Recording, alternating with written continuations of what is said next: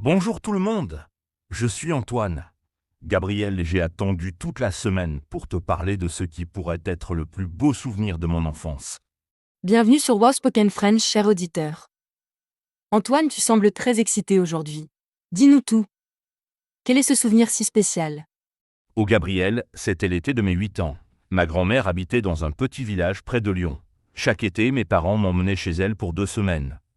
Différente comment? Raconte-nous. Et vous, cher auditeur, pendant qu'Antoine nous raconte son histoire, pensez à votre propre souvenir d'enfance préféré. Nous aimerions que vous nous le partagiez dans les commentaires. Ma grand-mère avait une vieille bicyclette rouge dans son garage. Elle était là depuis des années, couverte de poussière. Un matin, elle m'a dit « Antoine, cette bicyclette attend quelqu'un comme toi ». Oh, quelle belle phrase. Ta grand-mère avait l'air d'une personne très sage. Qu'est-ce qui s'est passé ensuite? Elle a nettoyé la bicyclette avec moi. Nous avons passé tout l'après-midi à la réparer. Les roues, les freins, la chaîne. C'était magique de travailler avec ses mains ridées mais si habiles. C'est touchant, Antoine. Travailler avec nos grands-parents crée toujours des moments précieux. Je parie que cette bicyclette était très importante pour elle aussi. Exactement. Elle m'a raconté que cette bicyclette appartenait à mon grand-père quand il était jeune. Il l'utilisait pour aller au travail chaque matin, même sous la pluie ou la neige. Alors cette bicyclette avait une histoire. C'est encore plus spécial. Chers auditeurs, avez-vous des objets de famille qui ont une histoire particulière? Écrivez-nous dans les commentaires. Quand nous avons terminé la réparation, ma grand-mère m'a dit « Maintenant, cette bicyclette est à toi. Mais promets-moi une chose. Utilise-la pour découvrir le monde comme ton grand-père. » Quelle promesse magnifique! Et tu as tenu cette promesse, Antoine? Raconte-nous tes aventures avec cette bicyclette rouge. Oh oui, chaque matin, je partais explorer le village. Je découvrais des petits chemins secrets, des champs de tournesol, des rivières où je m'arrêtais pour boire de l'eau fraîche. Cela sonne comme un vrai conte de fées. Les vacances chez les grands-parents ont quelque chose de magique, n'est-ce pas? La liberté, l'aventure, l'amour inconditionnel. Un jour, j'ai découvert une vieille bergerie abandonnée au sommet d'une colline. À l'intérieur, il y avait des livres anciens, des photos jaunies, des objets mystérieux. C'était comme trouver un trésor. Fascinant. Tu t'es devenu un vrai explorateur. Et ta grand-mère, qu'est-ce qu'elle pensait de tes découvertes quotidiennes? Chaque soir, je lui racontais mes aventures pendant le dîner. Elle écoutait avec attention, ses yeux brillaient de joie. Parfois, elle me donnait des indices sur les endroits à visiter le lendemain. Elle participait à tes aventures. C'est magnifique. Les grands-parents sont souvent nos premiers guides vers la découverte du monde. Vous, chers auditeurs, vos grands-parents vous ont-ils transmis l'amour de l'exploration? Le dernier jour de mes vacances, ma grand-mère m'a accompagné pour une dernière balade. Nous sommes allés jusqu'au lac du village. Elle m'a dit « Antoine, regarde bien ce paysage. Un jour, tu seras grand et tu habiteras loin. Mais ce souvenir restera toujours avec toi. » Elle avait raison, n'est-ce pas? 30 ans plus tard, tu nous racontes cette histoire avec la même émotion. C'est la magie des souvenirs d'enfance, ils restent vivants en nous pour toujours. Exactement. Et savez-vous quoi? J'ai gardé cette bicyclette rouge. Elle est maintenant dans mon garage et l'année prochaine, je vais l'offrir à ma propre fille qui aura 8 ans. Quelle belle tradition familiale! Tu continues l'histoire de cette bicyclette magique. Chers auditeurs, nous aimerions savoir, avez-vous des objets de famille que vous voulez transmettre à vos enfants? Gabriel, parlons aussi de ton souvenir d'enfance préféré. Je suis curieux de connaître ton histoire. Merci Antoine. Mon souvenir préféré se passe pendant l'hiver de mes 7 ans. Nous habitions dans une petite ville de montagne dans les Alpes. Cette année-là, il avait neigé comme jamais auparavant. Oh, la neige! Les enfants adorent la neige. Qu'est-ce qui rendait cette neige si spéciale pour toi, Gabriel? L'école était fermée pendant une semaine entière. Mes parents travaillaient à la maison et nous avons eu cette semaine magique ensemble, tous les trois, dans notre petite maison chaude pendant que dehors tout était blanc et silencieux. Une semaine de vacances improvisées en famille. C'est le rêve de tous les enfants. Qu'est-ce que vous faisiez pendant ces journées blanches? Chaque matin, mon père me réveillait en chantant une chanson inventée. Gabriel, Gabriel, la neige t'appelle. Nous déjeunions ensemble, puis nous sortions construire des bonshommes de neige dans le jardin. Ton père avait l'air d'être un homme très joyeux. Et ta mère, elle participait aussi à ces activités hivernales? Ah oui? Ma mère préparait toujours du chocolat chaud avec des marshmallows pendant que nous étions dehors. Quand nous rentrions, gelés et heureux, elle nous attendait avec des tasses fumantes et des biscuits maison. Le chocolat chaud après avoir joué dans la neige, c'est un des plus grands plaisirs de l'enfance. Chers auditeurs, vous souvenez-vous du goût du chocolat chaud de votre enfance? Partagez vos souvenirs avec nous. Un après-midi, mon père a eu une idée folle. Il a dit: Gabriel, nous allons construire le plus grand château de neige du monde.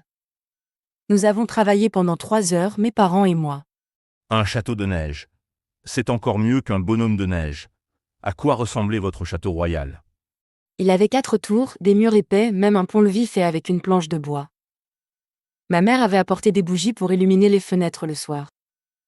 C'était magique de voir notre création briller dans la nuit. Vos parents avaient vraiment l'esprit créatif. Ils transformaient une semaine forcée à la maison en aventure extraordinaire. C'est le talent des bons parents, n'est-ce pas? Exactement, mais le plus beau moment est arrivé le dernier soir. Mes parents ont organisé une fête royale dans le salon. Nous avons mangé sur des couvertures par terre comme un pique-nique d'hiver à l'intérieur. Une fête royale. Ils avaient pensé à tous les détails pour rendre cette semaine inoubliable. Qu'est-ce que vous avez mangé pendant ce festin royal?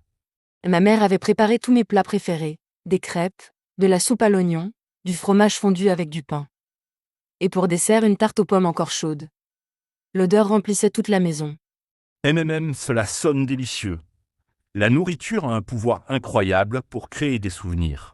Même aujourd'hui, quand tu sens l'odeur de tarte aux pommes, tu repenses à cette soirée, n'est-ce pas? Absolument. Et vous savez quoi, chers auditeurs? Chaque hiver, quand il neige, j'appelle mes parents et nous nous souvenons ensemble de cette semaine magique.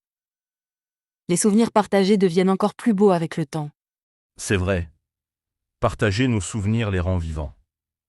Gabriel, crois-tu que nos auditeurs ont maintenant envie de nous raconter leurs propres histoires d'enfance? J'espère bien. Chers amis qui nous écoutez, nous attendons vos souvenirs dans les commentaires. Racontez-nous votre souvenir d'enfance préféré. Était-ce pendant les vacances à la maison avec la famille ou pendant une aventure? Oui, n'ayez pas peur d'écrire en français. Même si vous faites des erreurs, nous comprendrons votre histoire. L'important, c'est de partager ces moments précieux qui vous ont marqué. Et dites-nous aussi qui étaient les personnes importantes dans ce souvenir. Vos parents, vos grands-parents, vos frères et sœurs, vos amis? Nous adorons connaître les héros de vos histoires d'enfance. Parfois, les souvenirs les plus simples sont les plus beaux. Une promenade, un jeu, un repas en famille, une conversation avec quelqu'un qu'on aime. Ces petits moments créent notre bonheur d'adulte. Exactement, Antoine. Et maintenant, nous voulons poser une question spéciale à nos auditeurs. Quel objet de votre enfance vous manque le plus aujourd'hui? Un jouet, un livre, un vêtement, ou peut-être quelque chose de surprenant? Moi, c'est définitivement cette bicyclette rouge de ma grand-mère. Même si je l'ai toujours, je regrette ces moments de liberté absolue quand je pédalais dans la campagne sans aucun souci au monde. Pour moi, c'est la voix de mon père qui chantait le matin. Il ne chante plus maintenant, il dit qu'il est trop vieux. Mais moi, j'aimerais encore l'entendre chanter sa chanson inventée. Gabriel, Gabriel, la neige t'appelle. Nos voix changent, nos corps vieillissent, mais nos souvenirs restent jeunes pour toujours. C'est pour cela que nous devons les chérir et les partager, comme nous le faisons aujourd'hui avec vous. Vous savez, cher auditeur, parler de nos souvenirs d'enfance nous rappelle quelque chose d'important. Nous devons créer de beaux souvenirs pour les enfants autour de nous aujourd'hui. Oui, vos enfants, vos neveux, vos nièces, les enfants de vos amis. Chaque geste d'amour, chaque moment de joie partagé devient peut-être leur souvenir préféré qu'ils raconteront dans 20 ans.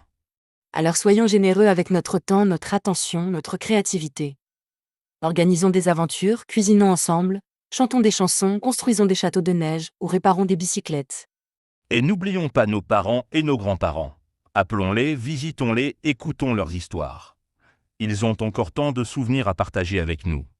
Chers auditeurs, avant de nous dire au revoir, nous voulons vous donner un petit défi. Cette semaine, contactez quelqu'un de votre famille ou un vieil ami et partagez ensemble un souvenir d'enfance. Oui, et surtout, écrivez-nous ce qui s'est passé. Nous lirons vos messages dans notre prochain podcast. Nous adorons connaître vos histoires et vos expériences. Merci à tous de nous avoir écoutés aujourd'hui. Vos commentaires nous donnent toujours envie de continuer à créer ces moments de partage en français. À très bientôt sur Was Spoken French. Passez une excellente journée et n'oubliez pas, vos souvenirs d'enfance sont des trésors précieux. Au revoir tout le monde, et merci de faire partie de notre belle communauté francophone.